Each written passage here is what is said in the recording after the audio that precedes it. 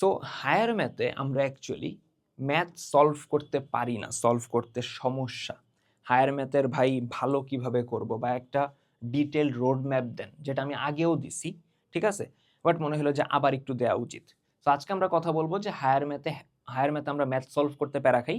So এই প্রবলেমটা থেকে আমরা কিভাবে বের হইতে পারি। সো আমি সোহানুর রহমান কথাবার্তা না বাড়ায় শুরু করি। একদম প্রথমে ম্যাথে যে জিনিসটা করতে আমাদের অনীহা সেটা হলো ম্যাথে থিওরি পড়া। এখন তুমি যদি ম্যাথ কারো কাছে পড়ো, যেটাই লাইকলি যে তুমি কারো না কারো কাছে হয় অফলাইনে অথবা অনলাইনে ম্যাথ করতেছো। এখন অফলাইন অনলাইন যার কাছেই পড়ো সে অবশ্যই তোমারে চ্যাপ্টার শুরুর আগে থিওরি পড়ায়, ম্যাথের থিওরিগুলো পড়ায়।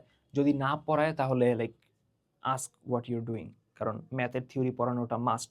কোনো টিচার তোমার যদি ম্যাথের থিওরি না পড়ায়, জাস্ট তোমার সূত্র লিখে বললো এইভাবে ম্যাথ করবো ওইভাবে ম্যাথ করবো, তুমি টিচার চেঞ্জ করো।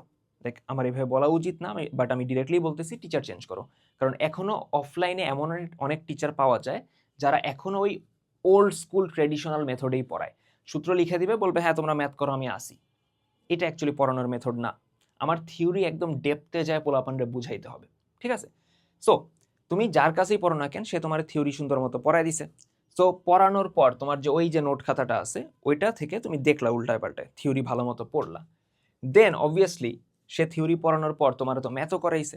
আমরা টিচাররা হইলো অফলাইন বা অনলাইন হোক 40%-এর মতো ম্যাথ করায় দেওয়ার চেষ্টা করি, 40 বা 50। সো আমরা এমন ম্যাথগুলো করায় দিই যেগুলো বোর্ডে কলেজে বারবার আসবে, ঠিক আছে। আমাদের ক্রেডিটেরও তো একটা ব্যাপার আছে, তাই না, যে আরে যা করাইছি তার থেকেই আসছে। সো যে ম্যাথগুলো তোমার করায় দেওয়া হয়েছে ওগুলো তুমি বাসায় নিজে প্র্যাকটিস করবা।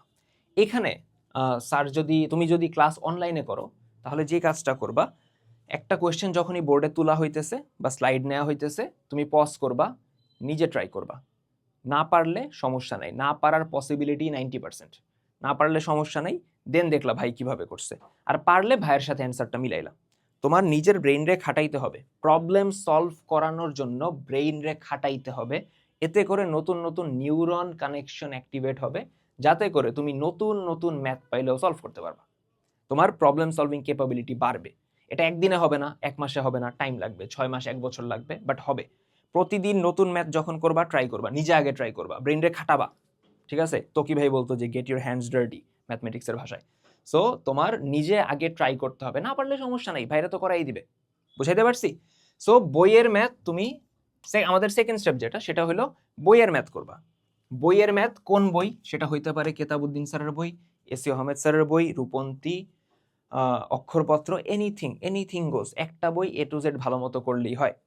সো বইয়ের ম্যাথ যখন তুমি করবা, তোমার প্রথম কাজ থাকবে হইলো যেই কোয়েশ্চেনগুলো বোর্ডে বারবার আসছে, অনেক বেশিবার আসছে, ওগুলো আগে সলভ করবা। ওগুলা সলভ করার পর দেন যেগুলা বোর্ডে কম আসছে ওগুলা সলভে যাবা। ওগুলা হয়ে গেলে দেন তুমি যদি কেতাব স্যারের বইটা পড়ো, লাস্টে দেখবা কিছু উঙ্গা বুঙ্গা ম্যাথ আছে, ওই উঙ্গা বুঙ্গা ম্যাথগুলা সলভ করবা, ঠিক আছে। সবগুলাতেই প্রসেস সেম, আগে নিজে ট্রাই করবা, না পারলে দেন ক্লাস বা সলিউশন দেখবা। দেন বোর্ড কোয়েশ্চেনগুলো দেখবা, অত রিগারাসলি দেখা লাগবে না। বই যদি A to Z করতে পারো, বোর্ড কোয়েশ্চেনগুলা 3-4 বছরের জাস্ট দেখে গেলেই হবে, করা লাগবে না। কারণ বোর্ড কোয়েশ্চেন তোমার বই থেকে উঠাইছে, জাস্ট একটু ডেটা এদিক ওদিক করছে, উদ্দীপকটা একটু ডিফারেন্ট দিছে, এই, ঠিক আছে। বোর্ড কোয়েশ্চেন স্কিম করার পর আমার কাজ হবে আমি MCQ সলভ করব। কেতাব স্যারের বইয়ের বা যেই স্যারের বই তুমি পড়তেছো সেটার লাস্টে যে MCQ আছে 150-200-র মতো, ওগুলা সলভ করবা, ঠিক আছে। দেন যার ইচ্ছা যে ভাই আমি শুরু থেকে অ্যাডমিশন প্রেপ নিতে চাইতেছি, সে শুরু থেকেই হয় ভার্সিটি অথবা ইঞ্জিনিয়ারিং কোয়েশ্চেন ব্যাংক সলভ করবা, ঠিক আছে।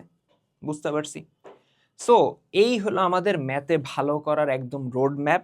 এই প্রসেসটা যদি ফলো করো, রিগরাস প্রসেস, বাট ট্রাস্ট মি তুমি ম্যাথে 95-এর উপরেই পাবা, কম পাওয়াটা সম্ভব না যদি এই প্রসেসটা ফলো করো। এখন বলতেই পারো যে ভাই বইয়ে এত ম্যাথ আছে, আমি কোনটা রেখে কোনটা করব, আমার জন্য একটু ইজি করে দেন। সো ওই জন্যই আমরা কেতাবউদ্দিন স্যারের সলভ কোর্সটা বা কেতাবউদ্দিন স্যারের বইয়ের যে সলভ কোর্সটা সেটা আবার লঞ্চ করছি।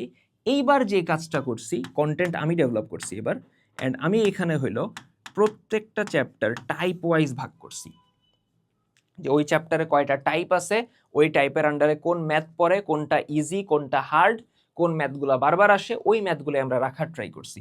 So type wise math solve করানোর ফলে দেখা যাবে যে তোমার একটা চ্যাপ্টারে 20 থেকে 22টা কোশ্চেন আমরা সলভ করাইছি, প্রতি টাইপের আন্ডারে 1-2টা করাইছি, এতে করে পুরা চ্যাপ্টারটা গুছানো হইতে তোমার সলভ হয়ে গেছে।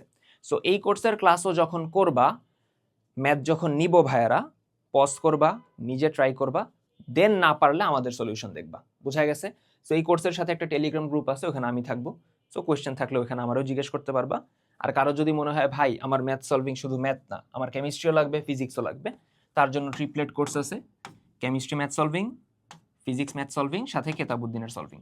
সো দুইটারই এনরোলমেন্টের লিঙ্ক হলো ডেসক্রিপশনে দেওয়া থাকবে। আর আই হোপ যা যা বলছি মনে থাকবে আজকে, ঠিক আছে?